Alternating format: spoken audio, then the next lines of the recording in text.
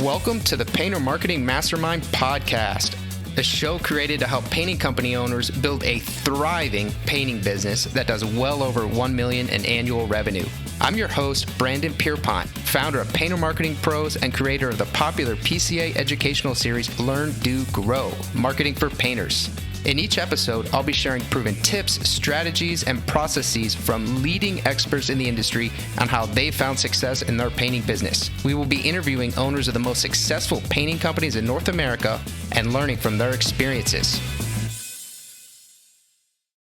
In this series titled Success Frameworks, Mark DeFrancesco of MDF Painting will be discussing his journey from young painter to veteran business guru. It is a 5-part series. In episode 1, Mark discussed his journey into the painting industry and the many unique advantages this industry provides. In episode 2, Mark covered the most important lessons he's learned over the past 30 years in the industry, including the most common mistakes painting companies make and how you can avoid them. In episode 3, Mark dived into his sales and marketing mindset and the mental frame he has used to achieve massive success. In episode 4, this episode, Mark will lay out sales fundamentals and deliver an action plan for how you can sell effectively starting today. And in episode 5, the final episode, Mark will walk through his vision for not only the future of MDF painting, but for the painting industry as a whole and how you can capitalize on the upcoming disruptions. If you want to ask Mark questions related to anything in this podcast series, you can do so in our exclusive Painter Marketing Mastermind podcast forum on Facebook. Just search for Painter Marketing Mastermind podcast forum on Facebook and request to join the group. Or type in the URL, facebook.com/groups/Painter Marketing Mastermind. Again, that URL is facebook.com/groups/Painter Marketing Mastermind. There you can ask Mark questions directly by tagging him with your question so you can see how anything discussed here applies to your particular painting company. What's up, Mark? How are you? Doing well, brother. Doing well. We're back at it again.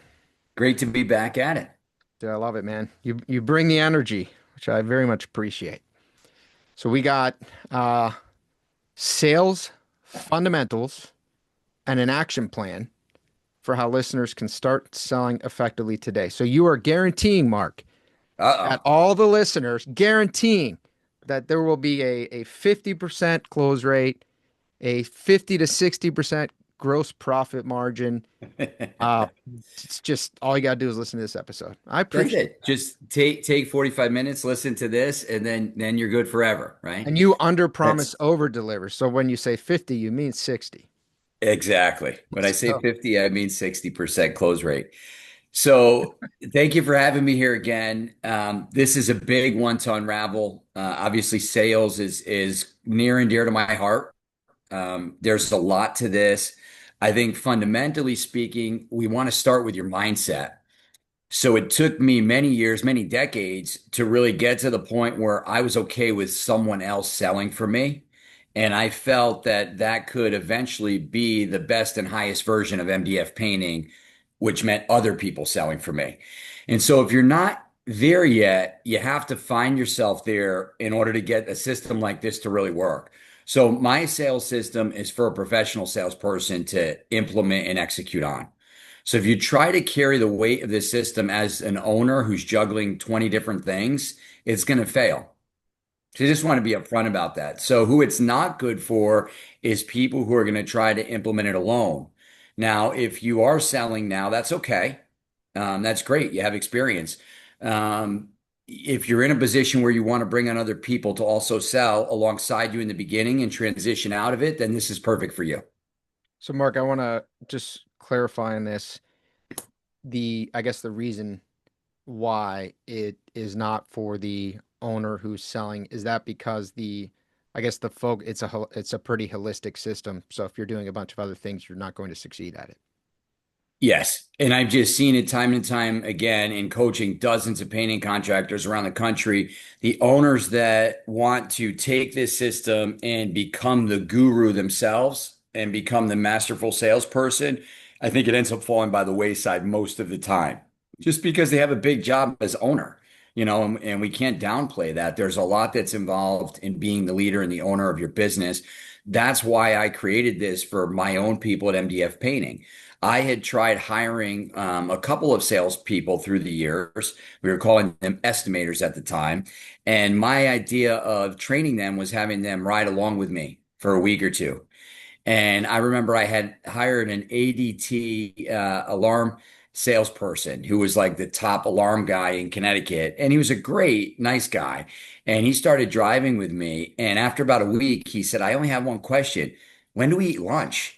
And I was like, oh, lunch is for the week. You need to bring some protein bars or some shakes or something with you because Commission. we're just from one appointment to the next.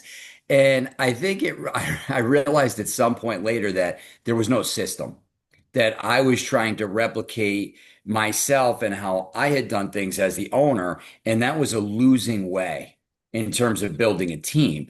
In production, it made a lot of sense to have standards and operating procedures and processes in place. This is how you do pre-job meeting. This is how you check with a customer. This is how you close a job. This is how you prep an area. This is how you would spray. This is how you would back roll. All the different things you would do. There was always a system that was trained. But with sales, somehow I thought they would just follow me around for a few weeks and get it, right? And we Mark, had estimating software. It was people get so hung up on estimating software. I've always had estimating software. That's super fundamental to the system. But what I'm going to discuss today is salesmanship. The yeah. things you have to do to hold the customer's hand and walk them through the buying process so that at the end of your appointment, your estimate, your call together, essentially they feel empowered to make a great buying decision. So before we dive into the system, if I'm an owner and I'm thinking about, doing this, capitalizing on what you've built, my concern would be, okay, I send, my salesperson or my sales team, and then they leave. Hmm. And I, as the owner, haven't learned it. I guess, how do you rectify that? So my recommendation is I want you to learn it as the owner. I just don't want you to have the whole responsibility of executing it solely on your shoulders because I think that it's likely to fail if that's the case. And so what I've created essentially is sales training in a box. Okay. And I guess I could describe what it is before I start getting into some of the details of it. That might make a lot more sense for people. So once I was doing a terrible job of trying to train my own people, I realized I want to create a system based on the best things that I've tried and read about and used and known for years and put them together into one system that I can coach my people. And I just visualized a room full of salespeople sitting down at desks watching things on television because I'm a very visual learner. So I created videos. I think it's around 100 or so videos. They're each short videos, anywhere from maybe 3 to 10 minutes long.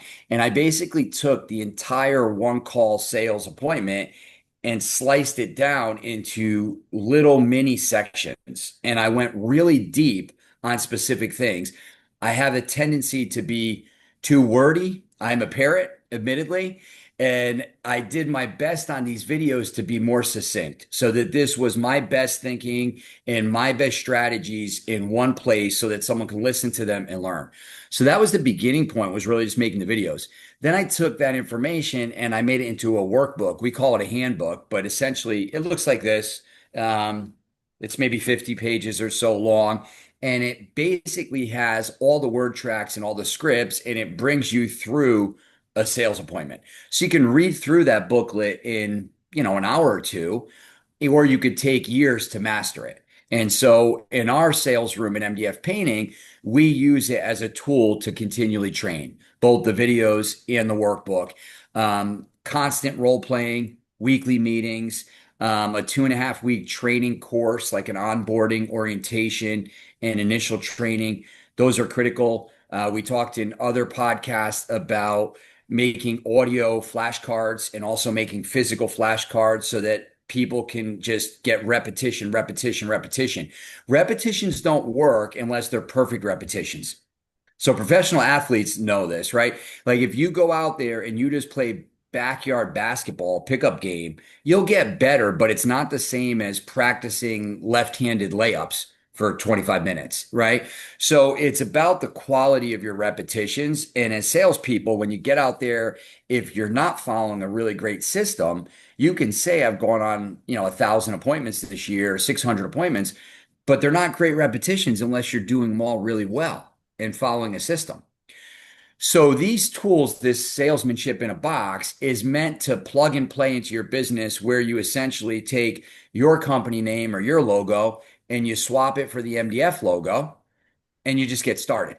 So where I've seen it work for other companies, tremendously is when the owner is okay sharing the responsibility of selling and wants to coach it almost like a resident sales pro, almost like a sales coordinator or manager, meaning they want to be ahead of the team in the learning. So yes, they watch the videos, they read the workbook. That's pretty simple to do.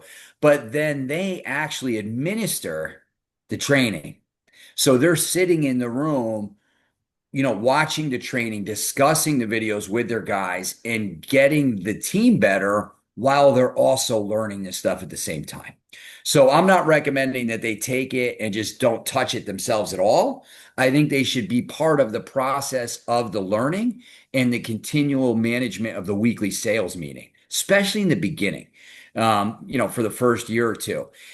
But what I'm saying is, in terms of having to run every appointment every day, every week alone, that's a mistake.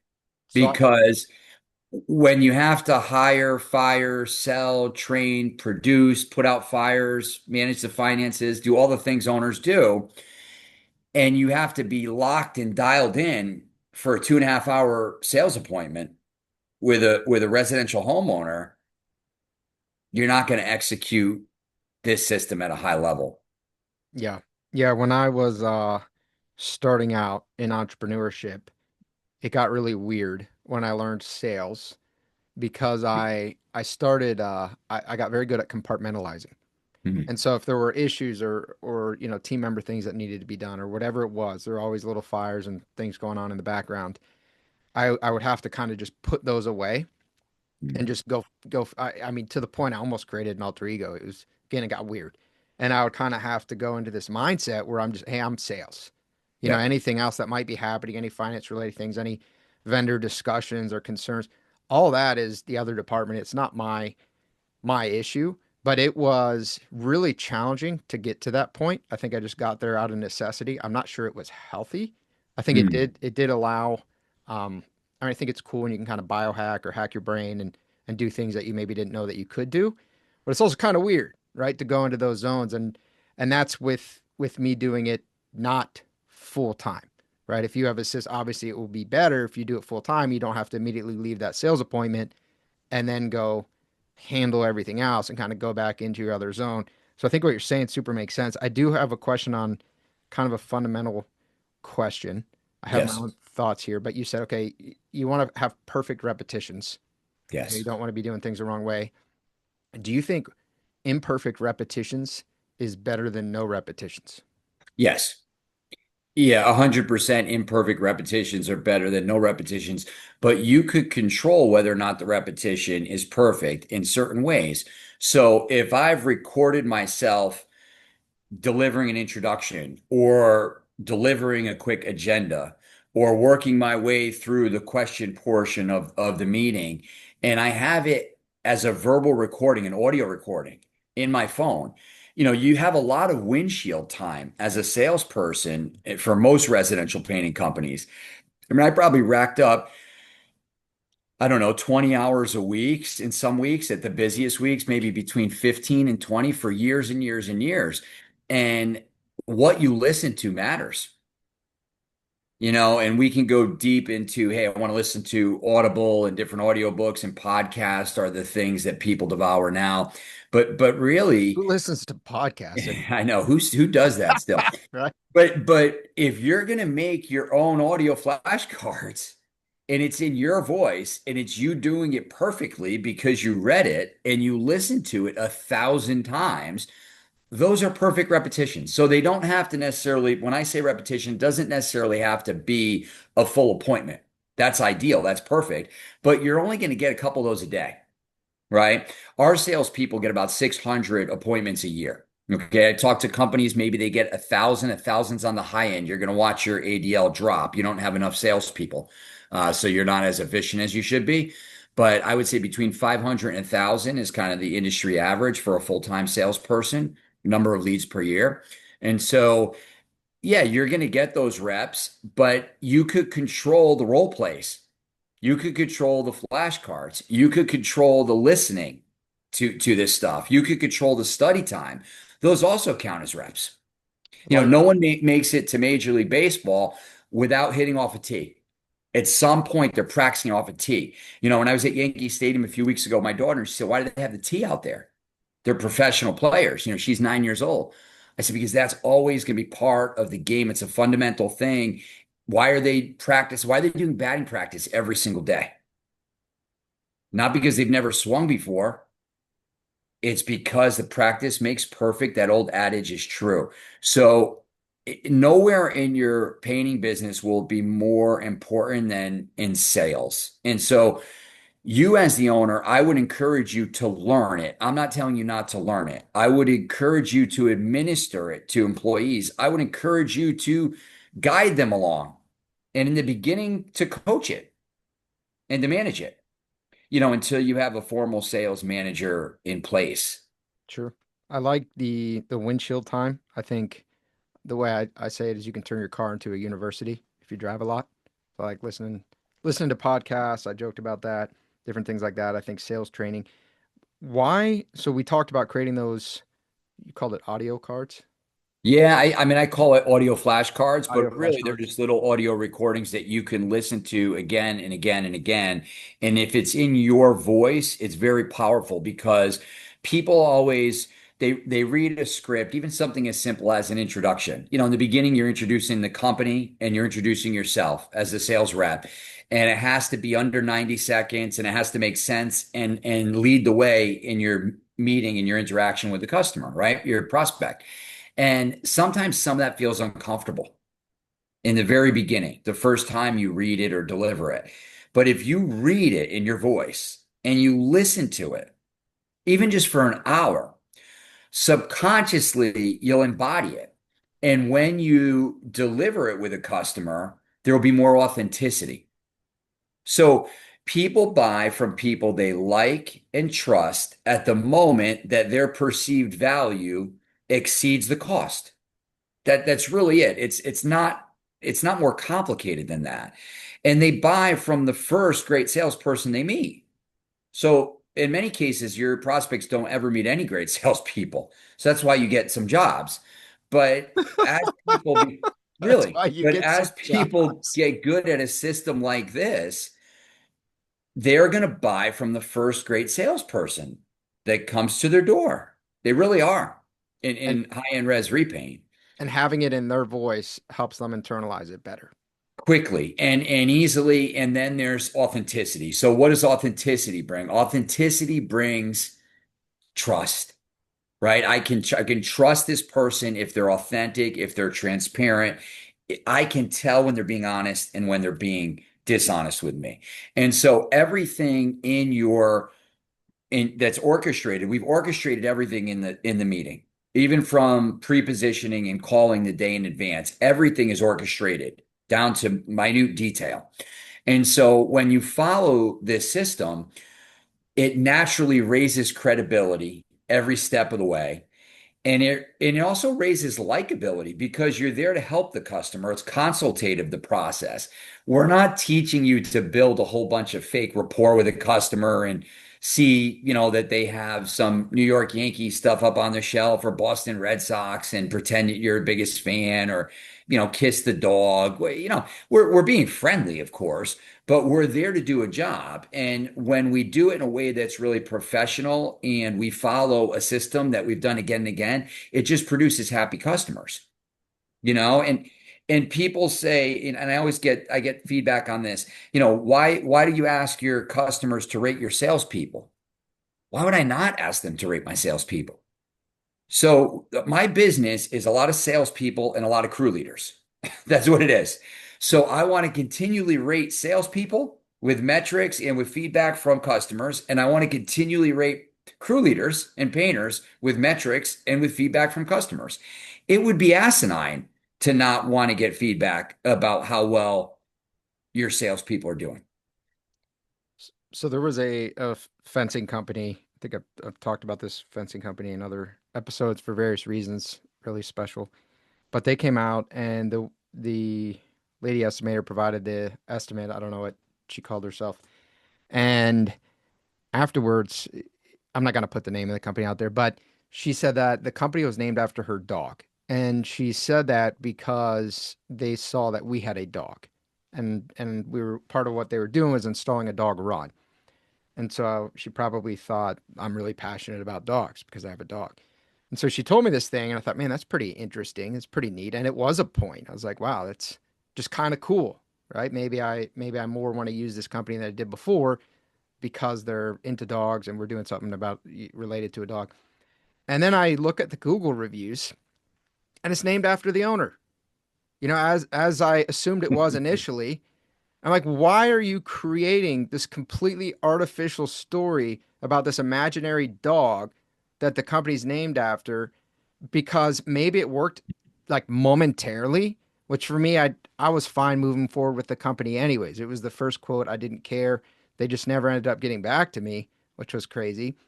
But but you create this artificial thing. So when you're talking about being genuine, like how do you think I felt when I then go realize it was a bold-faced lie? If they're Right. going to completely make up this arbitrary lie because they think it will is more likely to close the deal, of course I'm not going to trust that company now. So it has to be, I mean, that's a pretty extreme example of inauthenticity. But yeah, my trust was just completely gone. You have to trust them. It's such a critical factor. And I find that a lot of people that you are going to recruit and interview, and again, this is where HR is so critical because you have to really have good recruiting in place. You have to constantly be reaching out to potential salespeople, and you have to have a hiring process that really vets them. So they know as much as possible about you before working together, and you know as much as possible about them. But many salespeople, they come from all different places and all different places of learning. And a lot of them are taught this fake rapport building. And in my world, for to represent me and my company, I really need you to be genuine and I need you to really care about customers. So if they don't come from a place of honestly just wanting to help people, and they don't carry themselves with authenticity, then they can really never work for me in a sales capacity. And that's really important because I really haven't ever found someone who came to me that was a painting salesperson. We have to build them in our industry. They're not out there, right? Maybe they sold solar or they sold roofing or windows or siding or something else in the trades that was in-home sales. They tend to do really well in this system, especially the ones that come from great systems. Anderson Windows has an excellent system. They're trained well. Those people jump into this system. It feels the same for them, and they just do amazing right away. But what I will say is it's not fake rapport. They come in as a professional, and when they don't know the answer to something, they say, I don't know, but I can get you that answer. The company's been in business for 30 years, but I'm not out there for 55 hours a week painting. Sure. I'm selling. But I do have the state reps for Benjamin Moore, Sherwin-Williams, PPG in my cell phone on speed dial here. And I do have the owner on speed dial here. And, we'll get you that information. And for me, that works better than pretending to know answers to things you don't know. But it's a mindset. So the mindset is how can I help you now? And how could we really be authentic? And I think that leads to someone liking and trusting you, Yeah. right? And so the fundamentals of selling, I would say that the most critical thing you can do is listen well. A lot of my stuff is script driven, right? It's orchestrated, it's a process. So and I give you the introduction I use. And I say, hey, copy and paste and insert your company name. What's interesting is I find that most of the companies I work with, they start becoming more like MDF painting. So, and I mean that in the sense that it's about high value, low risk. So how do I become this customer's painter for life? Not just by sending them a bunch of newsletters, but by actually providing value points and added value year over year in many different ways, right? And so they have this whole maintenance and service-based mentality. Buy the ultra premium stuff, be better than your competition, that I think most of them had in them before, but they're formalizing those parts of their business as an extension of the sales process, which I love to see because I think it just makes the company stronger and more built to last, right? You have to be what you say you are. Sure. So the And you sorry, go ahead, Mark. and so listening is critical. Although there's all these scripts and all this orchestrated thing, your ability to listen and actively listen is the number one skill that you have to have. That's the most fundamental part of selling. Yeah, it makes sense, man. Listening is how you do consultative sales. You can't consult if you don't Yeah. hear them. And it's the same thing in your podcast. I mean, you said you film almost 200 podcasts. Asking the second or third level question is sometimes where it elicits the best information, right? It's the same thing in a sales appointment. If you're actively listening and you're taking notes, tell me more about that. Sure, How did that feel? What was that experience like the last time you purchased this service, the last time you had it done? sure, What did you love about it? What did you hate about it? Would you buy it again? Would you recommend it? Why did you buy it then? Why did you choose that contractor at that price point? You had options. Tell me about that process then. So customers, another fundamental thing is I shouldn't call them customers yet, prospects. Um, we'll be confident. They're customers. Customers, yeah, but the thing is to know the difference is, hey, prospects, they're wearing a persona. Just like you're a salesperson in that moment, they're a prospect in that moment. And so you have to understand that their guard is up. They may lie, cheat, and steal. It's not who they actually are as individuals. That's why I love the word prospect, right? Because that just shows this is a bit of a game. You're going to be dancing with the prospect, not with that actual person. So if you know that going in as a salesperson, it's very easy to always be calm, cool, and collected and not really get thrown off of your trajectory, which is important to stay on, in our system.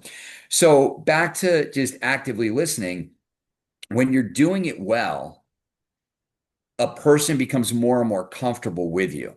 And I find that a prospect is always more comfortable talking about things, specifically talking about the money, when they're talking about it in the past tense, about what happened 5 or 6 or 10 years ago, or in the future tense about spending money in the future and how they would like to um, be efficient or maximize value or get longevity or things of that nature. So keep that in mind. People are much more comfortable discussing the money and talking about it in the past or in the future rather than in the present tense. It's just human nature.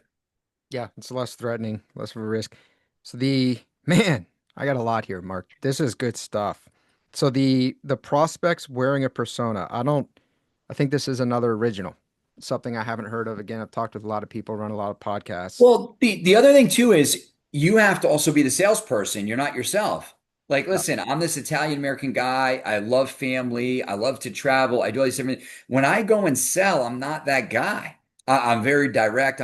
So I have to morph and I have to just put on my process. I have to execute my process, whether I feel like doing it or not. I have to execute the process. And then I have to be this person who, I'm a parrot, which means I talk way too much. When I'm in a sales appointment, I can't be a parrot. yeah, I've got to keep that in check. So there's a portion of the meeting which we call the inspection in our process. And the inspection is the time when I look at everything and I measure everything. I take photos, I take notes. I have a little bit more leeway to be a parrot then, because that's the point where I could insert technical knowledge about why something is failing, why there's deterioration, and how I'm going to fix it, which could help increase, obviously, credibility, right? But in the time when I'm interviewing a customer, we call it the green sheet. And many of you, if you know me at all, you probably heard the term green sheet because we printed on green paper, but essentially it's a lot of questions to interview a customer with. When we're in the green sheet, we're not a parrot. So even though I'm a parrot, when I'm in the green sheet, I can't be a parrot. So in a way, I am a salesperson, not Mark DeFrancesco. Yep. And they are a prospect. They're not who they are in every single day of life. And if we dance together that way, that's how we get them in the schedule. Yeah, and I think the thought process where people think sales is slimy or you have to Yeah, pull one over on people is you're coming in and you're playing this game, but they are not playing a game. They are just being fully transparent who they are, and therefore you're somehow manipulating them. Whereas if you understand this is a staged situation. This is a presentation. They're coming in and they might have their guard up, like almost maybe. certainly Yeah, do, and they're thinking, okay, can I trust this person? I've had negative experiences with contractors in the past. Are they going to try to rip me off? Right? Where are they going to try to get me? Some obviously prospects are going to be more suspicious than others based on their personality type and past experiences. But if you come in and just are not engaged at all in that game, then it's not a game you're going to do well. And playing the game doesn't mean you are doing anything unethical so yeah, long as you're not doing anything unethical because you could play the game and you could do something unethical. Those are two different things. correct. So this stuff that I coach is really powerful. I find that it's 100% ethical if you bring the right frame of mind to it. If you really care about providing high quality services and giving people the best that you can possibly give them, then you'll always be in integrity, and this is an amazing system for you.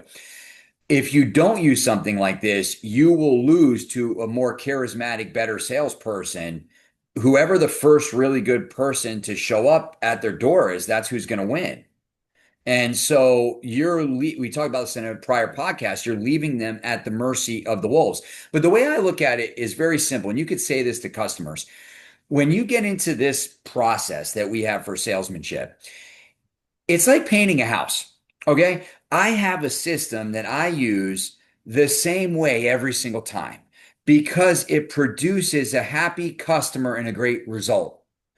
So there's nothing unethical about that. That is just smart. It's good for the customer and it's good for myself and it's good for the company. Like, could you imagine if I came to paint your house and I took out gallons of paint and I just started spraying it, painting it? Then I came back and I power washed it. And then I primed it while it was wet, and then I scraped it. You would say, "What are you, a fucking idiot?" You know, excuse, I don't know if I could say that on this, but you would say that doesn't make any sense. You're not producing happy customers. So we get so hung up about having a process in sales and thinking that it's some like negative thing or unfair thing. We only do that because we're lazy. The truth is, it's smart. Like if I'm going to paint your house this way, why would I not have a defined process that I work through to set up to get you in the schedule and to Sure. sell? So when we sit down with a prospect and a prospect doesn't have time to answer our questions or to really follow our lead, because it is our appointment that we're investing our time, then I would question the customer. I would say the reason we do this way is to serve the property and the client, and this is why we have over 11,000 satisfied, happy past customers in the state of Connecticut. Can you imagine if I came to your house to paint it, and this is a 3-week project? What if I just did it in a day and I skipped all the necessary steps? How would you feel about it? Well, that would be horrible. I would never hire you, Mark. Well, how can I get us off to the right start if I don't spend the right amount of time going through this process in our meeting today, this consultation? And you would say that if a customer I pushed have back. said that many, many times, and I encourage my team to say that. Maybe that happens 5% of the time when you have this high director personality, this eagle who is saying, I don't have time for this, and all this. Listen, we can schedule a second meeting. We could open up your calendar and ours and schedule a meeting where we have time. But I don't want to shortchange your appointment. I mean, this is a $25,000 job. Why would I want to rush it? Let's spend an hour or two together, get this right, and that way you're a happy customer for life. Yep. If you wanted to have a really piss poor job done here, you wouldn't have called me. I mean, we have good Google reviews, we have good reputation, we're out there in marketing. People know us in Connecticut. So they don't call me if they want to absolutely buy the worst paint job. And I'm glad they don't. Sure. Yeah, we have painters message painter marketing pros or submit a web form and they just want to know how much. How much? How much? They don't know what we're doing, Right. but they want to know how much, right? And so we invest heavily into our partnerships. We work extensively with all the companies we work with, and we view it as a partnership. So we require things that's a done with you, not a done for you. We require assets. We require a little bit of their time. We have to know about their business so we can most effectively market it.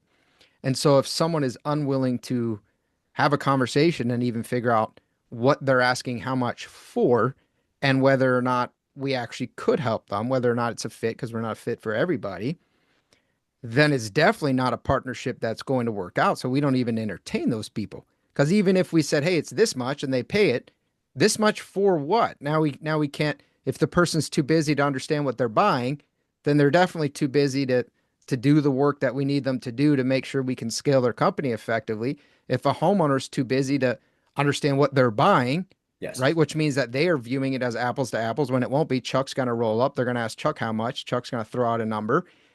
I mean, that either isn't your So, customer or you need to reset expectations, come back, visit again, and just kind of dial this in like you're talking about. so it's really the customer's why. How big is their why? How much do they care about it? If I care about it more than the customer, that's going to be challenging. I need to use my time with them to ratchet up the value, to show them why this is important if they don't see it as important. Many of your customers come to you seeing it as important, but some don't. You're absolutely right. Some just view it as a commodity. And you'll know right away the ones that feel that way. And you're absolutely right. If you can't get to them and adjust how they're feeling about this project, then it really probably does just come down to price. And that's not a place where you're going to win at, not with this value add selling that we do here. So that's And you critical to won't be able know. to serve them. And so then they're also the same kind of customer we find who then is going to be upset, unreasonably so. So if they'll pick the lowest bid and then that person might just do one coat when they needed two coats or, two coats when really it should have taken three. Or not spend the right amount of time priming, and then all of a sudden the paint job isn't as good as it could or should have been, Right. but that's what they bought, right? And then they're furious because they're expecting this $40,000 paint project and they paid 20.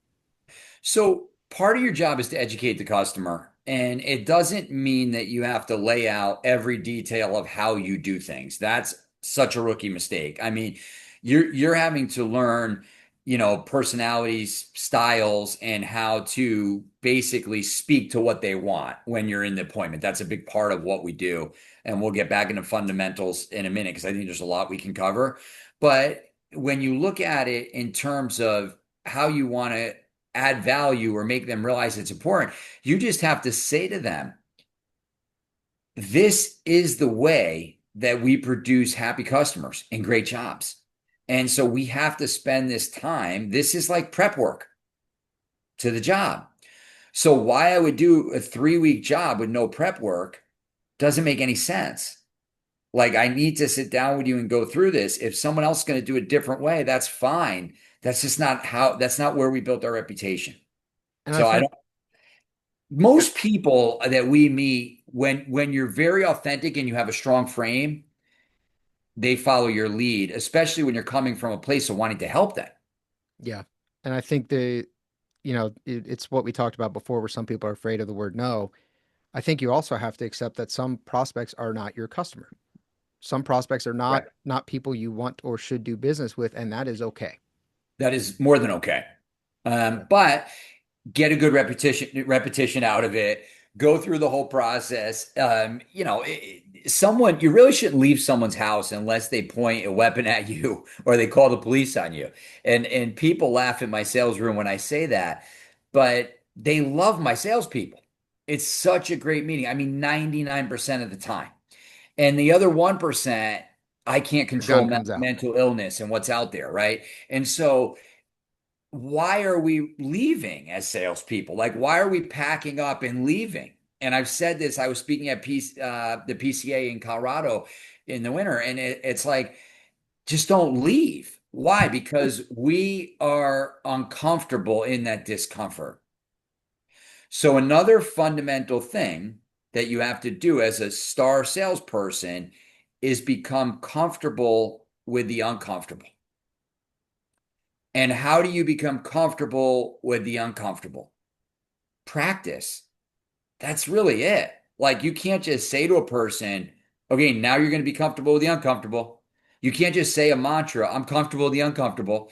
You have to go and be uncomfortable. And practice brings a certain level of readiness. We spoke about this in a prior podcast.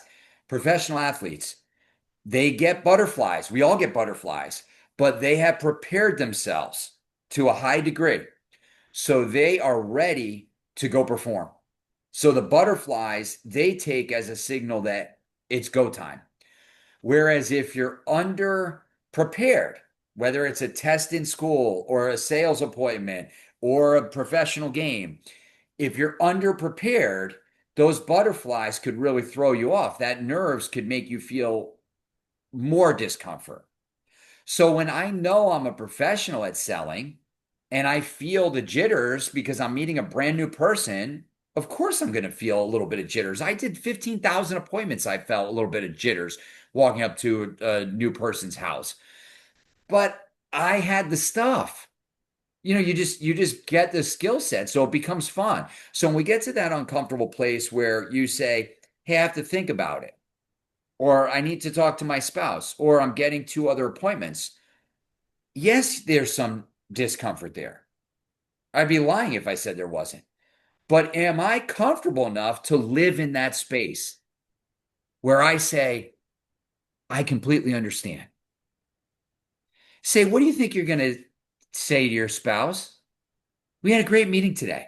What are some of the things you might tell them about our meeting?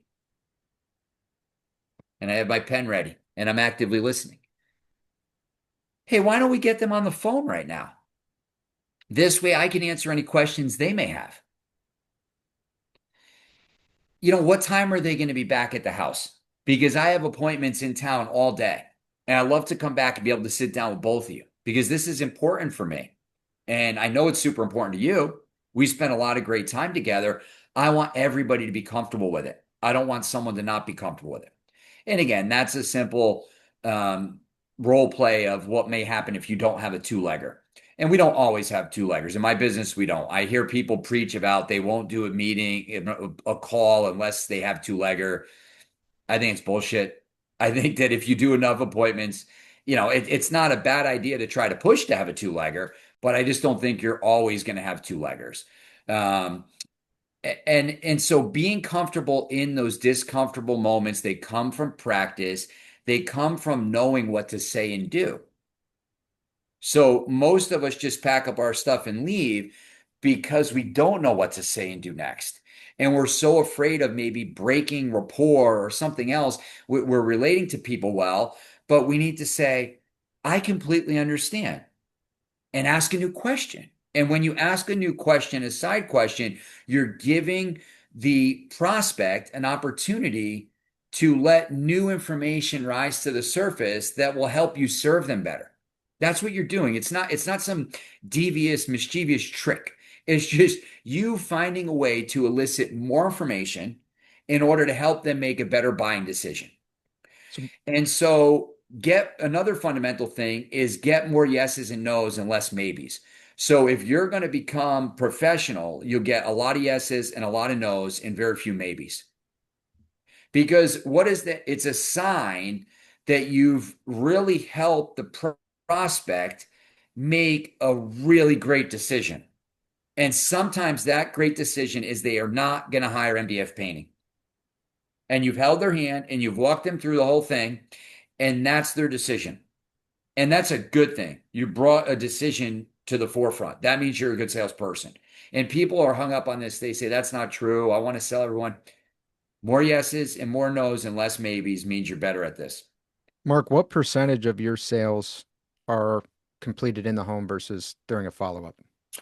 So even with this system in place, you're still only complete about 60% of your total sales that gets sold. That doesn't mean 60% of your appointments. That means 60% of what is closed. Okay. And that's a good target to shoot for. So follow up is a way of life. Follow up and prospecting should all, those are different podcast episodes. Those are different coaching seminars, but follow up and prospecting is part of the life of a professional salesperson.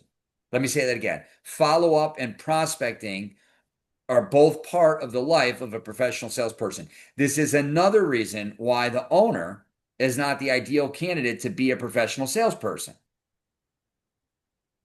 Yeah. I'm absolutely horrific at follow up. 15,000 appointments under my belt. How many of them did I call back a second, third, fourth time? How many of them did I try to get the sale after I met and did not close in person?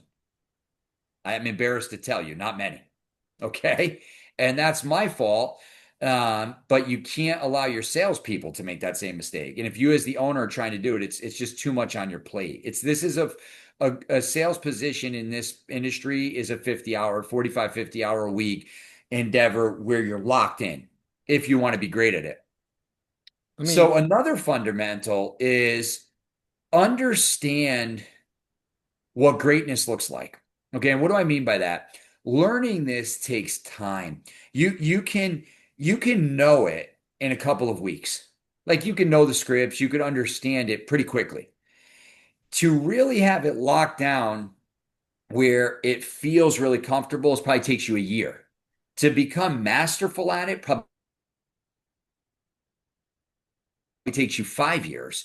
So when you start, you should know that, hey, this might take me 5 years to become masterful at. 5 years of, say, 600 appointments a year, really good reps, studying, training, going to meetings. And so if you're not willing to do that, you're probably not going to write your ticket in terms of your income. So as a commission only salesperson, your income really has no cap.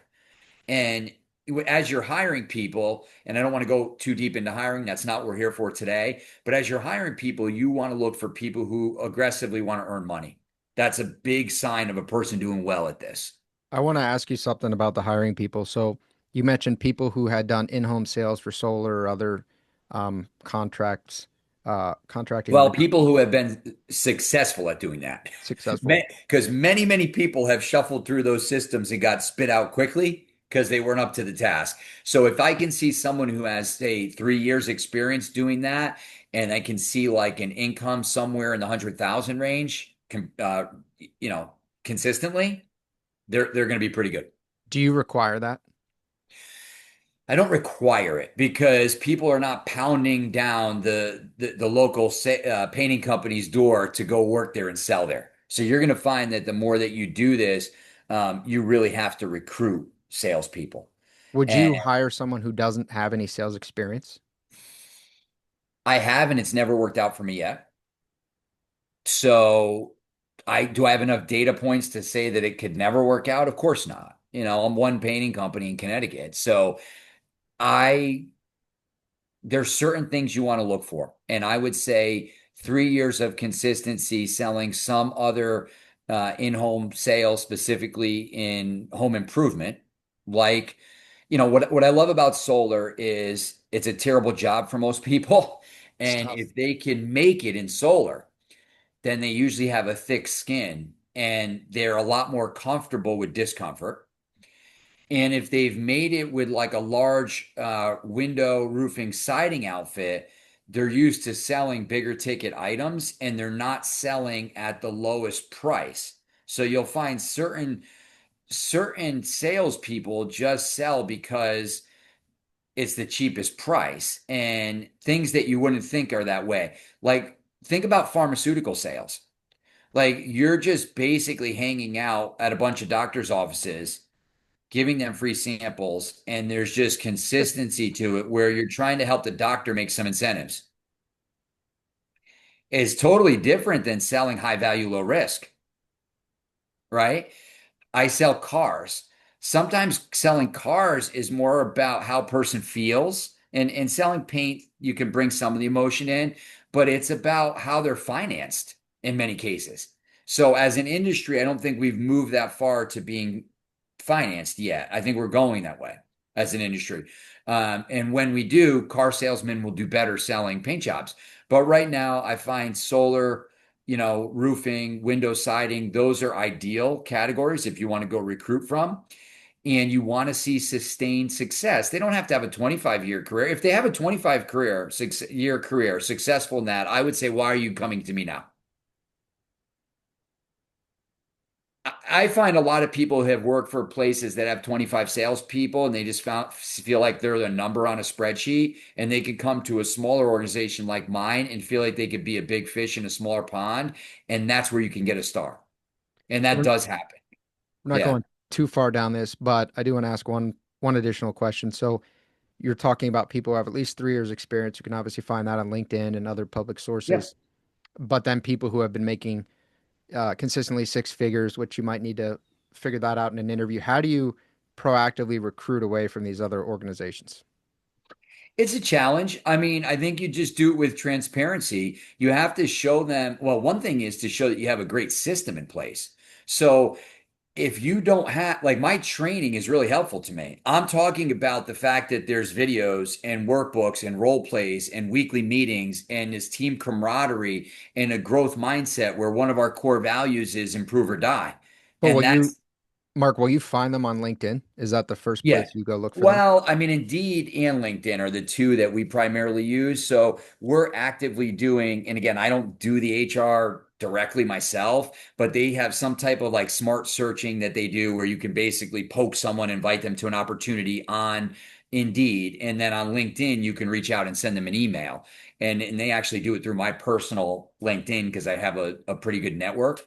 Um, and that works. I mean, you get people that are interested, and then also just running the job ads on Indeed and being as clear and detailed in your job ad as you can be is going to attract someone that maybe moves to a new area or wants a change in career.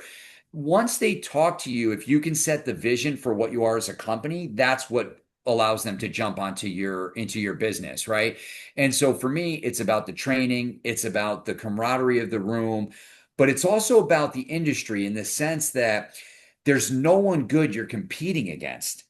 So if you sell windows and you're going to go sell 50, $100,000 window jobs, you are competing against some pretty sophisticated sales systems. Even in my area, the roofers have it down. There's a lot of good roofers where if you call them, there's a really sophisticated system, almost identical to mine, that they're using to bring you through buying the roofing, right?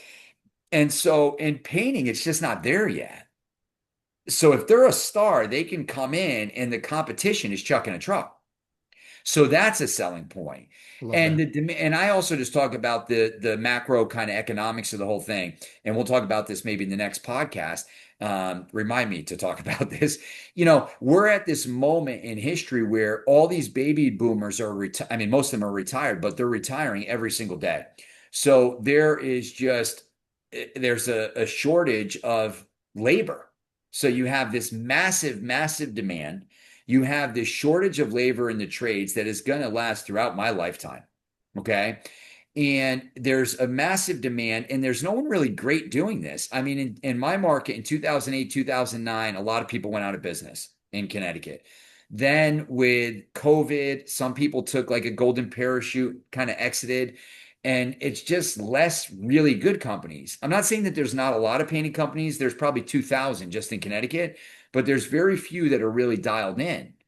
So your ability as a great salesperson to come into this industry right now, it's almost unlimited. I see my kids playing like the Mario Brothers. You jump and get the coins. It's like unlimited coins. Really, if you're a great Back to the salesperson, it's abundance unlimited coins. mindset. But if you're selling cars, every single car dealership is dialed in. If you're selling windows, they're all dialed in. They really are. This industry, we're not dialed in yet. Yeah, it's a big opportunity. And people listening to this podcast, you mentioned it previously, they're in the top 1%. 99% of their competitors, if not more, are not listening to things like this and doing this Correct. kind of self-improvement. And so fundamentals, I'm trying to get back to some of these fundamentals. So always be listening. Um, find a way to become comfortable with discomfort. Follow the system every single time. Like get excellent reps in every single day. Have a long-term view. Know that it's not just about executing this one appointment today, although you need to do that to make money and to serve the customer and to serve the company. It's really about what you can become. And so you have to have this growth mindset. Improve or die pretty much sums it up for me. Um, but you want to be that. Fundamentally, always help the customer. How can I help you now has to be your operating system. That has to be what's always driving you. In fact, when you get stuck in the closing dance, it's not a bad thing to say, hey, Brandon, we've been together for a couple of hours now. I know that you're my type of customer. You really care about your home. We're your type of company. How can I help you? Essentially, what has to happen for us to do business together? Thermometer close. We've had a great meeting on a scale of 1 to 10, 1 being you absolutely never hire me, 10 being you want to sign up right now. Where would you say we are? And you give me a number. We're a 7. Okay. A 7. What do you get Brandon, what that? would have to, 60% of the time, 70% of the time, answer 7. it's 7 quite often. Yeah. Maybe because 7's a lucky number. I don't know. We'll have to get into the People psychology just behind that. default to 7. But This won't be too long. My director of ops would ask me questions. He'd say, "Hey, how do you rate this? 1 to 10. You can't choose 7." And so that became my default. I'm not allowed to choose 7 on things. It really is quite the mind trick. Well, people are generally pretty nice, so they would probably then say, if I can't pick 7, I'll pick 8. But the follow-up question is the key thing. So what has to happen, Brandon, to get you to a 10? And so now you're going to give me the answers. You're going to give me the keys to the car, the puzzle pieces. I mean, another thing we didn't talk about, but fundamentally, the whole reason you're there is to find out what they want to accomplish and solve their accomplish list. And this confuses everybody, even people that are probably in my sales room now at MDF Painting. What they want to accomplish is not to paint something. On some level, it is. It's just a scope of work thing. But what do they really want? What is going to drive their decision to hire one company over another and to keep coming back to that company? So for some people, it's going to be time frame. That's super important. That drives many more decisions than we realize. I need to have it done by this specific date for this specific reason. And 95% of the painters out there aren't listening to that. They're tone deaf. They want to talk about scope of work. Time frame's critical. What else is important? Longevity of the work.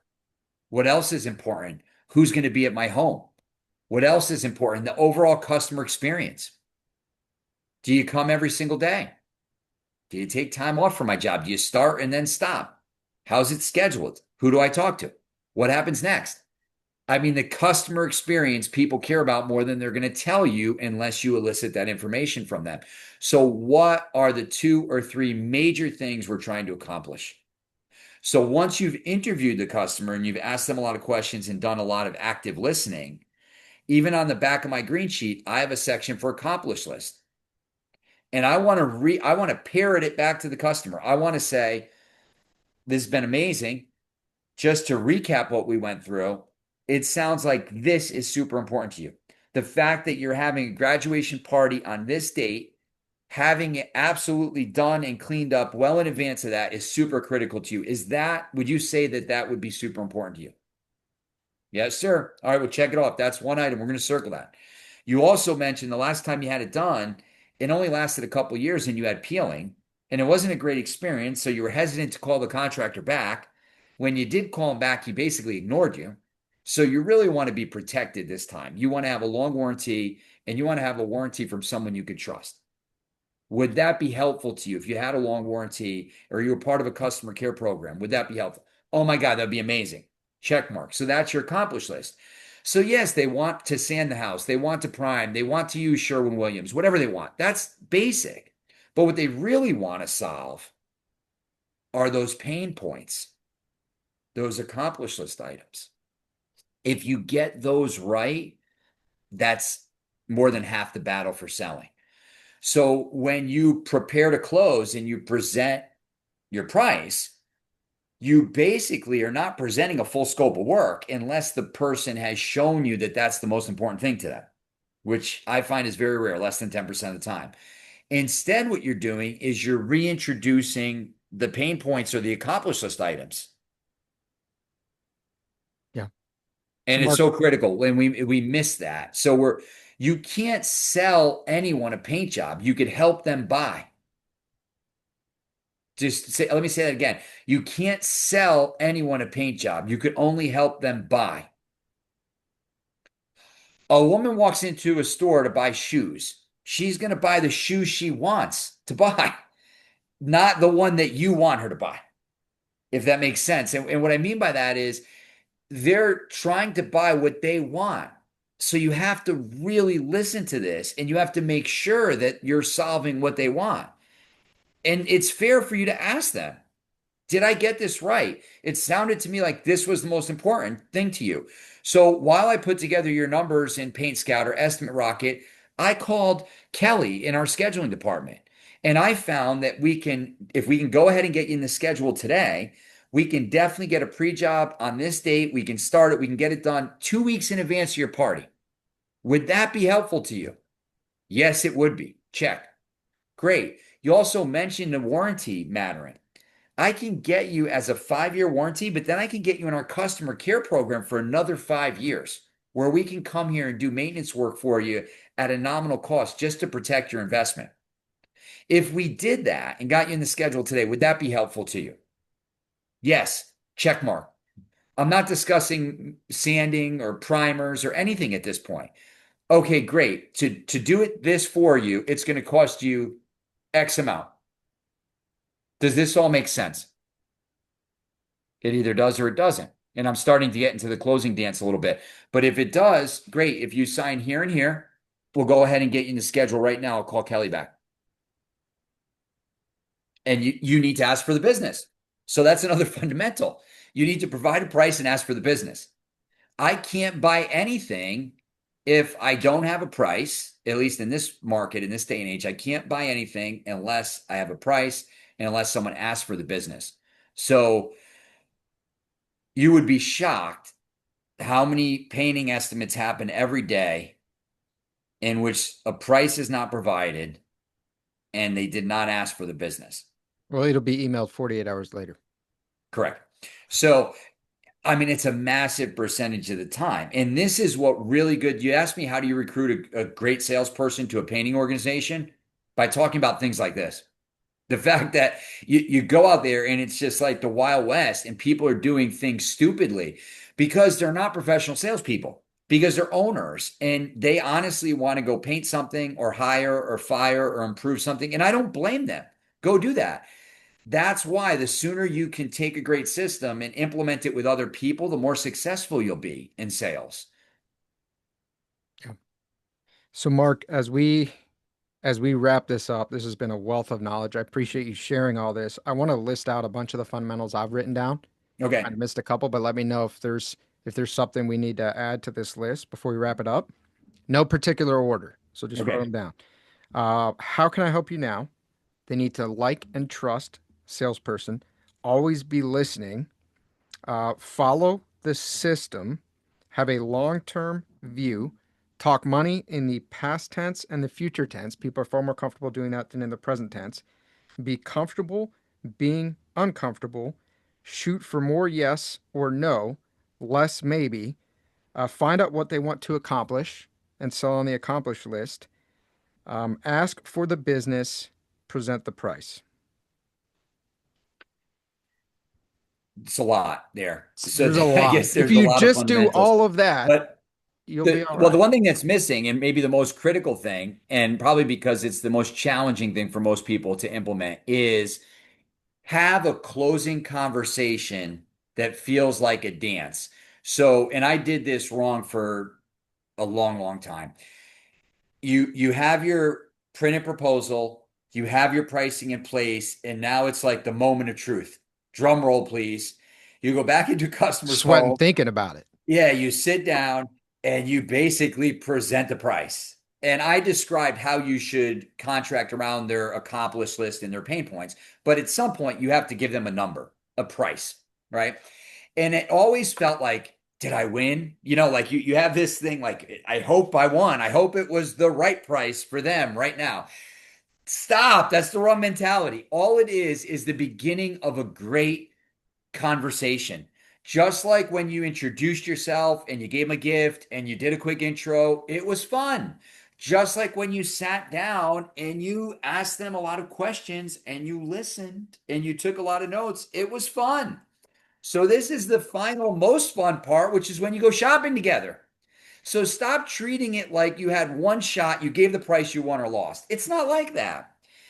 Treat it as a conversation that has to unfold.